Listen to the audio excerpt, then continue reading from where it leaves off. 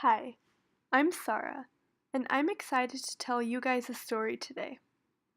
When we were assigned this project, I wondered what I was, who I was, and what my purpose in life was. To be honest, it triggered a sort of quarter-life crisis on who I was. I thought about how unique every single person was, including myself. I realized I wanted to focus on my story, so I came up with a storybook.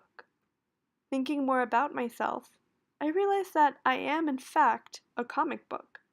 Not just because I have a story, rather, we all do, but because I personally entertain my world and life with pictures and drawings.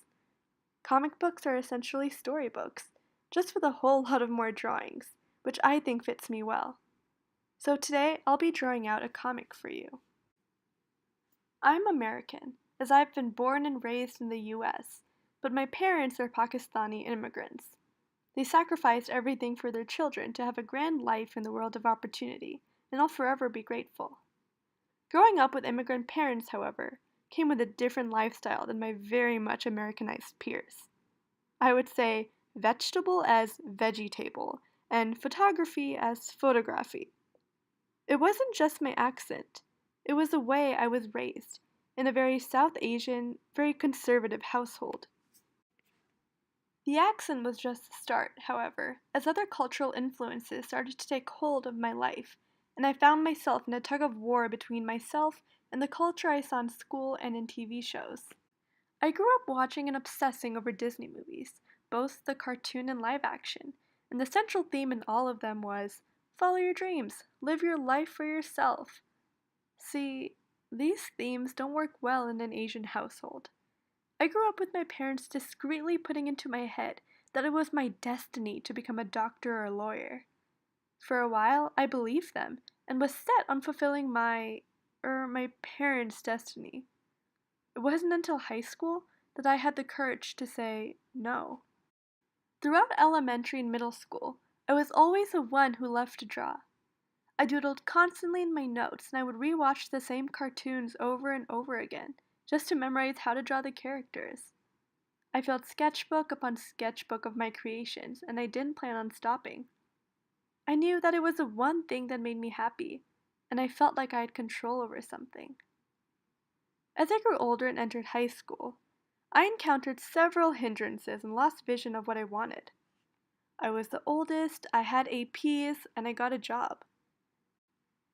The excuse to put off my hobbies was real. I told myself I didn't have time and nothing was going to come out of art anyway. I was scared of doing something and taking a risk and disappointing my parents and myself.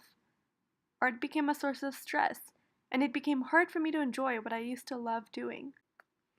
I had this mentality up until senior year of high school, until I recently realized that, on the contrary to what I was raised with, my life is my life.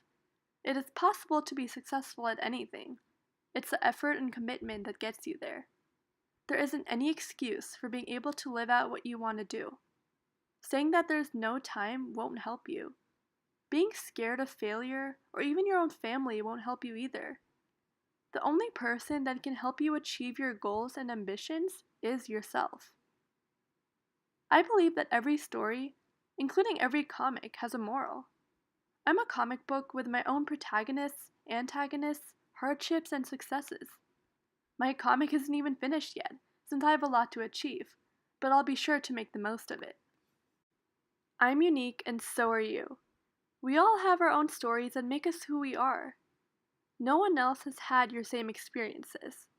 You can bring to the table something no one else has, just based on the fact that no one is the same.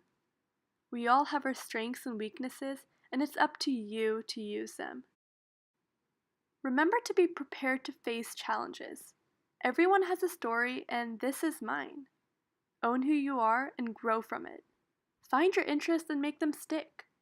Do what you put your mind to because no one except for you is in control of your life. And always remember, you're the hero of your own story.